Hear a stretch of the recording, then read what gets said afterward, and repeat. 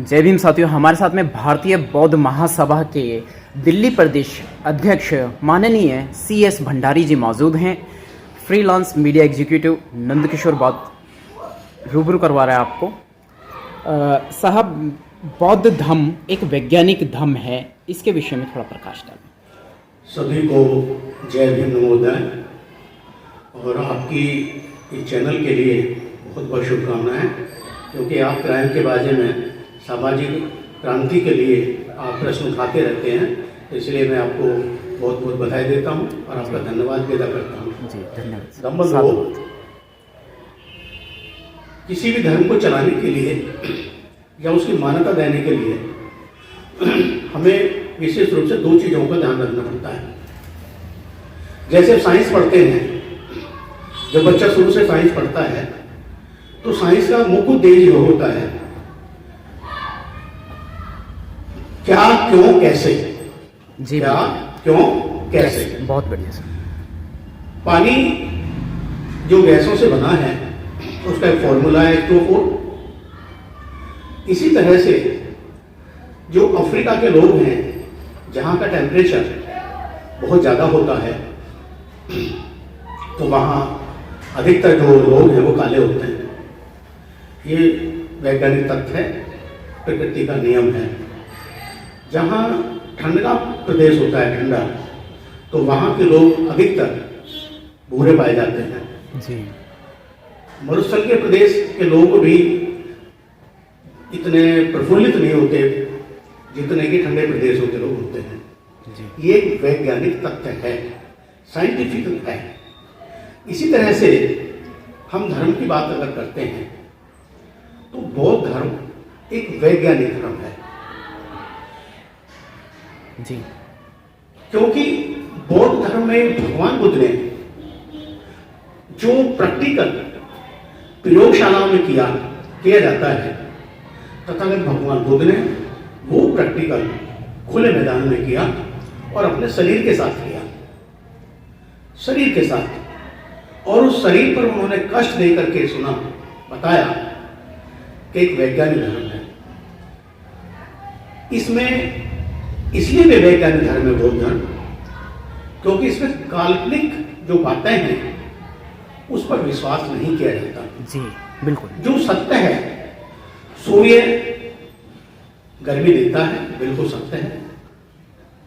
गर्मी जो है आदमी को झुलसाती है, टेम्परेचर बढ़ता है, ये सत्य है।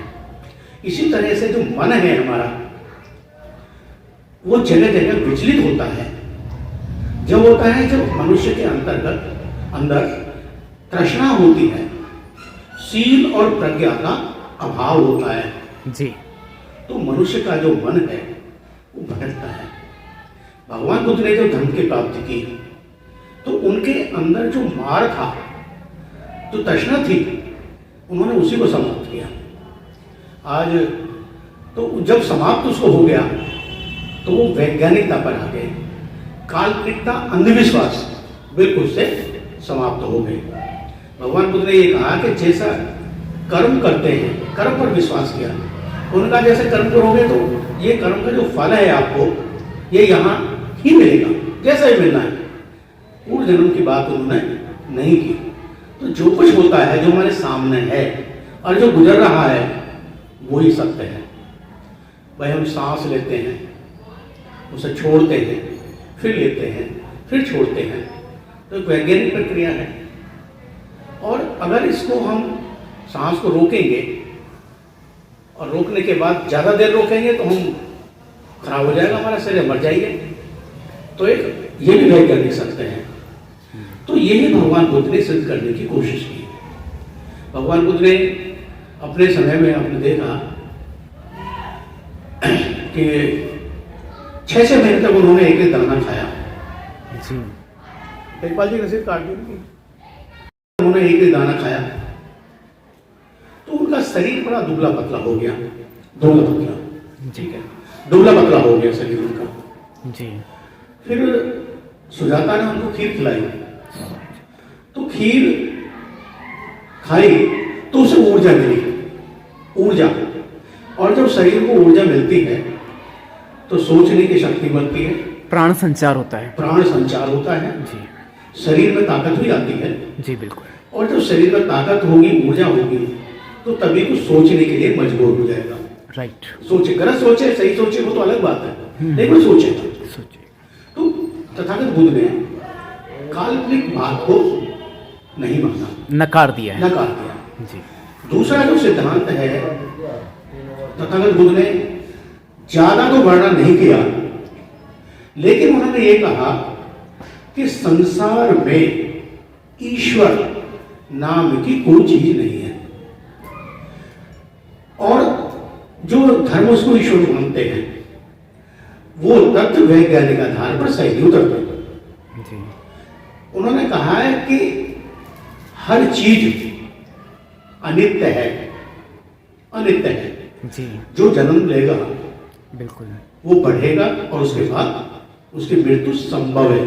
जी मनुष्य के लिए नहीं, हर किसी प्राणी के लिए, सभी जैविक हर प्रक्रियाओं। किसी वनस्पति के लिए जी और हर किसी के लिए। जो हमारे पहाड़ पर्वत बनते हैं, नदियां बहती हैं, एक पिंको महोदय हुए हैं जोग्राफर, जी ज्योग्राफी के, उन्होंने कहा है कि उत्थान होता है, उत्थान, पर्वतों का उत्थान हुआ और उत्थान होने के बाद ही उसका पतन शुरू हो जाता है। जी पतन शुरू होता है। तो एक वैज्ञानिक प्रक्रिया है, भौगोलिक विज्ञान है, भौगोलिकता विद्वान ने इसको बताया है। वही चीज यहाँ बताई है जी कि जो तथागत ने कहा कि अनित्य है सब। अनित्य का मतलब कोई भी चीज ऐसी नहीं है जो नित्य है। जब सब चीज अनित्य है, सब चीज अनित्य है, तो फिर मनुष्य का जानना भी सत्य है। जी और जब मनुष्य का जाना सत्य है, तो जो कहते हैं कि आत्मा अजर है, अमर है, तो वो भी गलत है, जी क्योंकि आत्मा जैसी चीज कोई है ही नहीं। जी आत्मा जैसी चीज कोई है ही नहीं। क्यों नहीं है, उसका रीजन है, सबसे बड़ा रीजन। तथागत बुद्ध ने कहा है कि मनुष्य का जो शरीर है वो 4 तत्वों से बना है। जी 4 तत्वों से।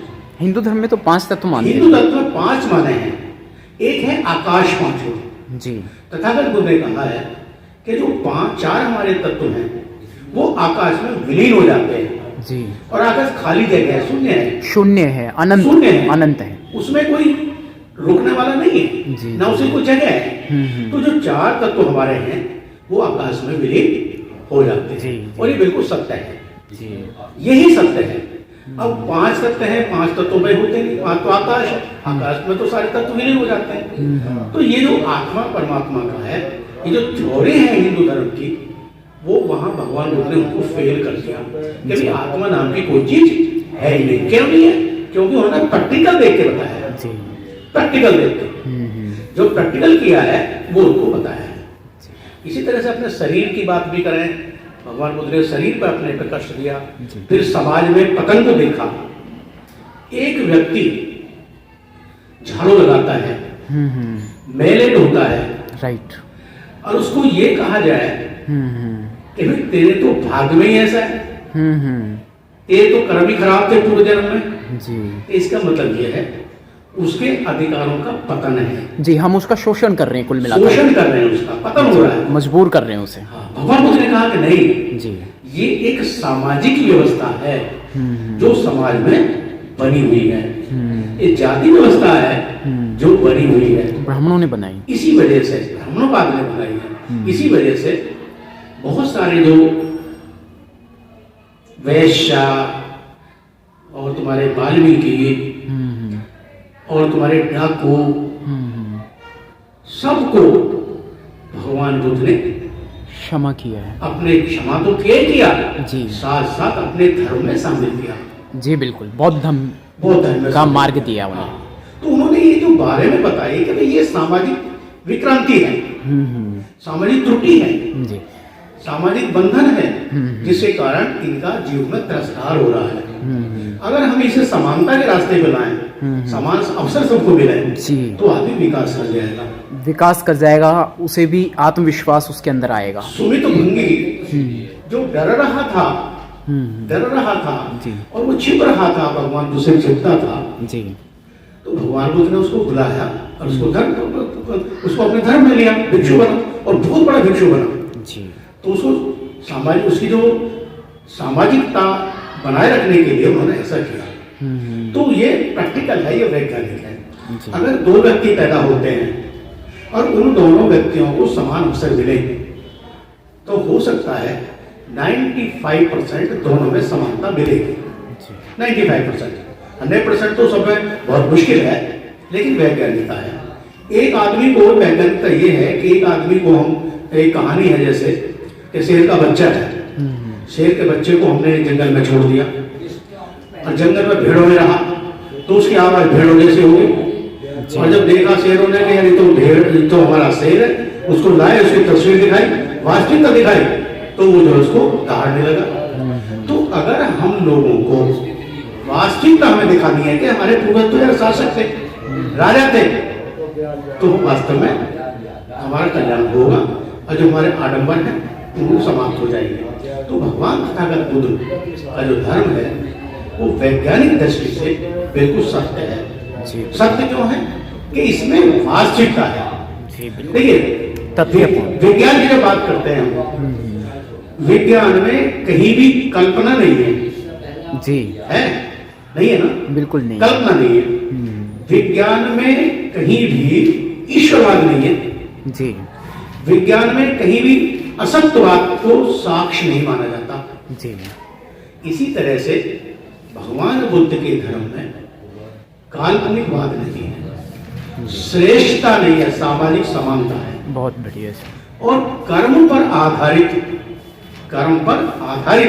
जी उसको बाद में परिणाम मिलता है जी। अभी जैसे एक एग्जाम्पल मैं दूं, कृष्ण ने गीता में कहा है, कृष्ण ने गीता में कहा है कि कर्म तुम करो, फल की इच्छा मत करो और फल मैं दूंगा। अगर बच्चा तैयारी कर रहा है परीक्षा की, राइट, और अगर वो छोड़ दे कि भाई फल तो कृष्ण देंगे, तो तैयारी कर ही नहीं सकता, राइट। भगवान बुद्ध ने कहा नहीं, लूज हो जाएगा वहीं पर, एकदम लूज हो जाएगा। भगवान बुद्ध की थ्योरी कहती है कि अगर तुम टारगेट बना के कर्म करोगे, राइट, तो आपको सफलता अवश्य मिलेगी। ऐसा कुछ नहीं है कि सफलता ना मिले, एक साथ ना मिले, दूसरा मिलेगी, लेकिन सफलता अवश्य मिलेगी। ये ही वैज्ञानिकता है। अंधविश्वास जितना भी है, कल्पना जितनी भी है, उन सब का त्याग करना, राइट, बुद्ध धर्म है। क्योंकि बुद्ध धर्म में कल्पना नहीं है, और जहां कल्पना नहीं है, अंधविश्वास नहीं है, वहीं पर सत्यता है, वैज्ञानिकता है। इसलिए जो और धर्म है वो वैज्ञानिक दृष्टि से सही नहीं करते। देखिए एक चीज और भगवान बुद्ध ने कही है जी। भगवान बुद्ध ने एक चीज ये कहा है कि मुझे भगवान मत मानो, मेरी पूजा मत करो, बल्कि उन्होंने कहा है अक्त दीपो भव, राइट, अक्त दीपो भव। इसका मतलब ये है कि अपना प्रकाश स्वयं बनो, अपनी रोशनी स्वयं फैलाओ। मतलब इसका यही है कि हम अच्छे कर्म करें, सामाजिकता के कर्म करें, धार्मिक कर्म करें, कल्पना पर आधारित न हो, तो हमारा स्वयं विकास होगा। हमें किसी ईश्वर पर निर्भर रहने की आवश्यकता नहीं है, अपना दीपक स्वयं बने। एक चीज हमारे सामने है, गन्ना ले लीजिए या कोई भी चीज पदार्थ ले लीजिए, जब तक हम उसको टेस्ट नहीं करेंगे, खाएंगे नहीं, चेक नहीं करेंगे, तब तक ना तो उसके स्वाद का पता लगेगा और ना उसके गुण का पता लगेगा, राइट। बुद्ध धर्म में जिन लोगों ने इसका स्वाद चखा है, बुद्ध धर्म को ग्रहण किया है, वो लोग अन्य धर्म में महान बन गए, राइट। यहाँ आलोचना करने की भी इजाजत है जी, अपनी बात कहने की भी इजाजत है, लेकिन दूसरे धर्म में अपनी बात नहीं कह सकते, केवल सुन सकते हैं और पालन करना, सुन सकते हैं, उसका पालन कर सकते हैं। अगर कोई व्यक्ति उसकी आलोचना करता है तो उसे वो गलत दृष्टि से देखते हैं जी, नास्तिक कहते हैं उसको, वो उसको नास्तिक कह देते हैं कि यार ये तो पापी नास्तिक आदि है, शब्दों ईश्वर से। को भगवान को मानता ही नहीं है, पापी शब्दों से नवाजा जाता है। बाकी शब्दों से नवाया जाता है। लेकिन नास्तिक होने का मतलब ये नहीं है कि भाई तुम हिंदू धर्म को मत मानो तुम नास्तिक हो जाओगे, नहीं, वो कहीं ना कहीं तो मान रहा है ना, मान रहा है किसी की बात को मान रहा है, जी। और जब किसी की बात को मान रहा है तो वो वैज्ञानिकता है। जी। अगर भगवान बुद्ध के धम्म में वैज्ञानिकता नहीं होती, सत्यता नहीं होती, तो इतने सारे देश संसार के बौद्ध धर्म को नहीं मानते। जी। हिंदू धर्म में कल्पना है, विश्वास है, तो इसलिए उसको नहीं फैला सकते, नहीं फैल रहा है। ईसाई धर्म भी कम होता जा रहा है, और आगे आने वाले समय में बहुत सारे वैज्ञानिकों के विचार हैं जी। कि आगे आने वाले समय में 2020 से 25 तक लेकर के वर्ल्ड में अगर कोई धर्म होगा तो सबसे बड़ा धर्म बौद्ध धर्म ही होगा। बौद्ध। तो ये कल्पना से दूर, अंधविश्वास से दूर वैज्ञानिकता है, और वैज्ञानिकता का मतलब है सत्य की परख। जी। जब सत्य की परख होती है तो उसमें वैज्ञानिकता आती है, और जब वैज्ञानिकता आती है तो अंधविश्वास या जो कल्पना है, ईश्वरवाद, भाग्यवाद, सब समाप्त हो जाते हैं। तो ये भगवान बुद्ध का धर्म है। तो हमें इस चीज को सोचना चाहिए कि जिस धर्म में या जातिवाद नहीं है, हम मंदिर में नहीं जा सकते, हम पूजा नहीं कर सकते, और बड़े लोग कांवड़ पे जाते हैं, जल लेके आते हैं, और शिव के मंदिर पाने के बाद में जो शिव के मंदिर में पुजारी है, ब्राह्मण है, वो जब मंदिर में घुसने नहीं देते, तो कहाँ सत्यता रही? एक तो भगवान को मान रहे और तुम उसको जल नहीं चढ़ाना दे रहे, तो सत्यता कहाँ रहेगी? जी बिल्कुल। भगवान बुद्ध का धर्म ऐसा है कि जो उनके बुद्ध विहार हैं, कोई भी आए, कोई भी जाए, कोई भी बात करे, कोई भी मिल जाए, सब समानता है। तो ये जो है, इसलिए भगवान बुद्ध की कल्पना नहीं है, अंधविश्वास नहीं है, सत्य पर आधारित है, वैज्ञानिकता पर आधारित है, प्राकृतिक का आधारित है, इसलिए बौद्ध धर्म वैज्ञानिक। देखिए साथियों, माननीय CS भंडारी जी ने आपको पूरी जानकारी दी है, सरल शब्दों में ये पूरा समझाने का प्रयास किया है, बड़ी ही साधारण रूप से, और बहुत ही अच्छा वीडियो है। मैं उम्मीद करता हूँ कि आप वीडियो को शेयर करेंगे। जय भीम, जय भारत, जय संविधान, नमो बुद्धस्य।